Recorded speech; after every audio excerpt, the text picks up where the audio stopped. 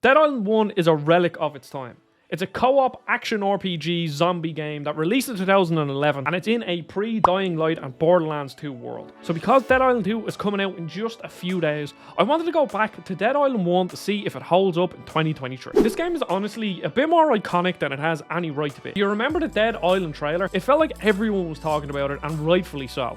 It was unique and creepy, creating a specific tone that I was expecting in the game. But once you get into the game, you realise that the tone is nowhere near what that original trailer showed. A couple of years later after launch, I played a few hours of this with my cousin, and we had some fun, but we put it down. I played the 2016 Definitive Edition on PC because it was dirt cheap and had a higher chance of running well on my modern PC. And from the get-go, the game looks pretty nice actually.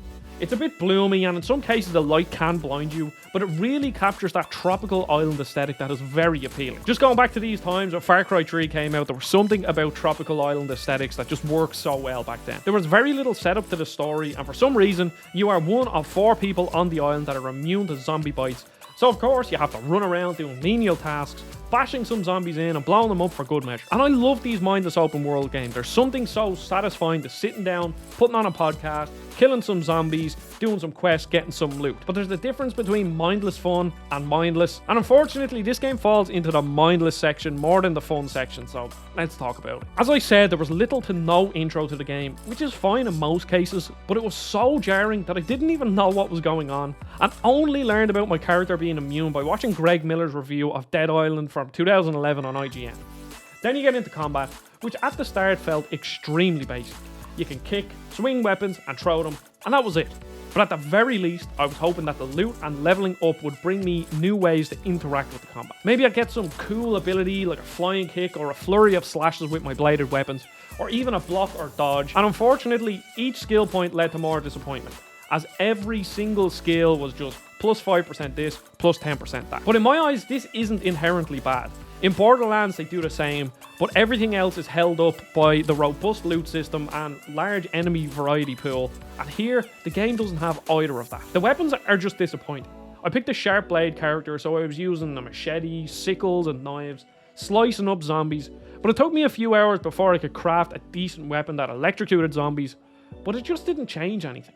I played 5 hours of the game and I didn't find a fun weapon, and there was basically 4 or 5 different types of enemies to fight. And don't get me started on the guns. Jesus Christ, they are some of the worst guns I have ever used in the game, and their models are just stupidly large. If I remember correctly, guns in this game are absolutely useless.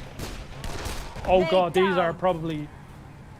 That is probably one of the worst feeling guns I've ever used in a game. All these issues I just discussed are perfectly showcased when you fight these larger zombies. They're very slow, and the only effective way of killing them is by throwing your weapon at them, because since there's no block or real dodge system, you just get smacked around by even going near them. You can just slice them once, walk away, wait for them to attack, walk back to them, slice, turn around, walk away, but it's just so boring, and it's just no fun. Now, I'm sure there'll be plenty of people saying that this game is designed for co-op, and that's how you're supposed to play it, and that's how you get the most fun out. And of course, most games are better in co-op, but all of these games, Dying Light 1, 2, Torchlight, Diablo, the whole Borderlands series, I've played them completely solo, and I still had an amazing time doing it. I don't need co-op to find enjoyment of these games, but there was simply no fun factor to the game. The story is completely uninteresting, but so is Dying Light, so that itself isn't a problem if everything else is fun. But in the first few hours of Dying Light, you can sprint, grapple, drop kick zombies, slide into them and vault off their heads. And even if you take the weapons from Dying Light, they're not too much better than Dead Island, but everything as a package feels more fun. I mean, in Dead Island, your character struggles to jump over small walls, and it just feels so restrictive. Even the quest design is run-of-the-mill. Talk to some person, go to some place on the map to find something or someone or kill some zombies, and then back to get money or a weapon that you probably won't use. Since I only played 5 hours of this game and I couldn't really get into it, this is quite a short video. But now it's time to finally answer, does it hold up in 2023? And if you've been watching this video, I think you know the answer. No, it doesn't. I don't see any reason to play this game with Dying Light 1 and 2, or Borderlands, or all of these other action RPGs. It just makes no sense to play this game now. And even if you are interested in the story, I'm pretty sure IGN just uploaded a story recap, so just go watch that. But it's not too important. And then of course, this whole video was prompted by Dead Island 2 coming out, so what are my expectations for that game? Honestly, I'm not looking for too much in that game. I just want a podcast game. but a fun podcast game, and not a mindless one. I think I'd prefer if the game had a wackier tone and had a bit more comedy in it, the way Dying Light and Dying Light 2 had. And then I think the number one thing I'm looking for is just bonkers weapons. I don't mind skill trees that are just 5% increased damage, 10% increased durability, and crit chance and things like that. But it needs to be bolstered by a robust loot system that just gives you some crazy wacky weapons, like let's say a big massive hammer that you can do a slam with, or like a cool blade that you can throw and retrieve, you know, just crazy things like that. That's what I'm looking for, and I hope Dead Island 2 has that. So stick around for a launch day live stream of Dead Island 2 and then an impressions or review video later down the line.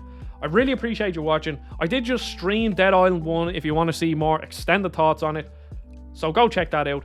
Thanks for watching. I'll see you all on the next video. Goodbye.